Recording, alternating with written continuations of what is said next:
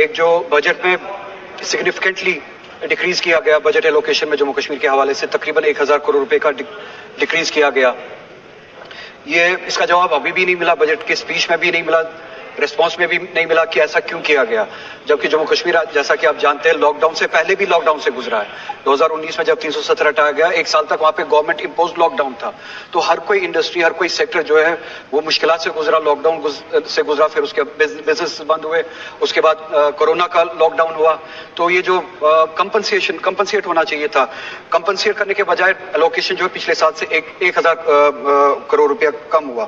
اس کا جواب نہیں ملا کہ یہ الوکیشن جو ہے کم کیوں کیا گیا اور بجائے کمپنسیٹ کرنے کی یہ سزا کیوں دے رہی ہے. جموں کشمیر جیسا کہ آپ جانتے ہیں 370 ہٹانے کے بعد آج تک ان 5 سالوں میں پہلی بار ان ایمپلائمنٹ ریٹ ملک میں سب سے زیادہ ہے جموں کشمیر میں. ایسا پہلے کبھی نہیں تھا. پہلے نمبر پہ, دوسرے نمبر پہ جموں کشمیر یہ ہم نے پہلی بار دیکھا 370 ہٹانے کے بعد. اس بجٹ میں ہم نے ٹارگیٹڈ ایمپلائمنٹ اسکیمز جو ہے اس ایشو کو ایڈریس کرنے کے لیے کچھ نہیں دیکھا. اس کے برعکس اس کے حوالے سے بھی کوئی جواب نہیں آیا. میں چاہتا ہوں کہ ایک جواب آئے. یہ ان ایمپلائمنٹ کو جو ان 5 سالوں میں بڑھی ہے, اس حد تک کہ ہم سب سے زیادہ ان ایمپلائڈ اسٹیٹ بن چکے ہیں, اس کو ایڈریس کرنے کے لیے گورنمنٹ آف انڈیا کر کیا رہی ہے. اس کے برعکس آپ دیکھیے پولیس کا جو بجٹ ہے اس میں ایلوکیشن تقریباً 1000 کروڑ روپے کے قریب بڑھا دی گئی ہے.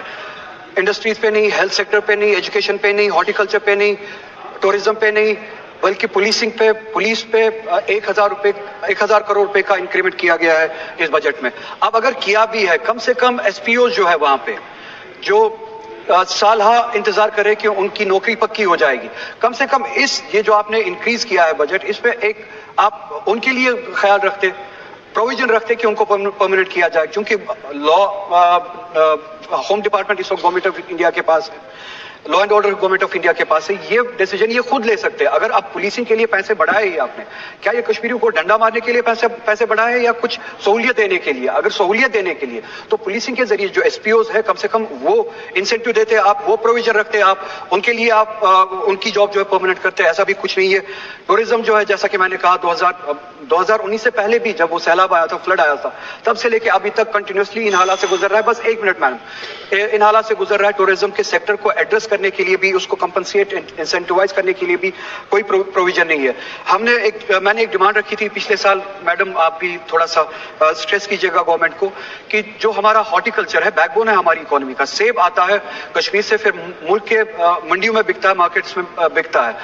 ایران سے سیب لایا جاتا ہے, یو ایس سے سیب لایا جاتا ہے, اس پہ امپورٹ ڈیوٹی لگتی نہیں ہے. کوالٹی ان کی کم ہے اس لیے ریٹ کم ہے. تو کشمیر کی کوالٹی کے مقابلے میں ان کی کوالٹی جو کم ہوتی ہے, کشمیر کے مقابلے میں ان کا سیب سستا بکتا ہے. ہم نے ڈیمانڈ کی تھی اس سیب پہ جو باہر سے آتا ہے اس پہ امپورٹ ڈیوٹی لگائی جائے. کشمیر کا سیب کیا آپ کا اپنا نہیں ہے؟ صرف یہ پولیٹیکل نعرے لگانے ہوتے ہیں. پریگمیٹیکلی بھی کشمیر کی اکانومی آپ کی اپنی نہیں ہے. باہر سے جو سیب آ رہا ہے اس پہ آپ امپورٹ ڈیوٹی لگائے اور اس سیب کو بچائے. 15 سیکنڈز میم. اس کے علاوہ میں ایک اپیل کرنا چاہتا ہوں پھر سے, میں ہوم منسٹر سے خود بھی ملا تھا, مجھے جواب نہیں ملا. آپ کے ذریعے اس ڈیموکریٹک انسٹیٹیوشن, سب سے بڑا انسٹیٹیوشن ہے ڈیموکریسی کا, اس کے بعد ہم جائے کہاں؟ ہزاروں نوجوان ہمارے بند ہے پچھلے 5 سالوں سے, 7 سالوں سے, وداؤٹ ٹرائل. یا تو ان کی سزا ختم کی جائے, ان کو اپنے گھروں میں واپس بھیجا جائے, یا کم سے کم ان کو کشمیر میں لایا جائے.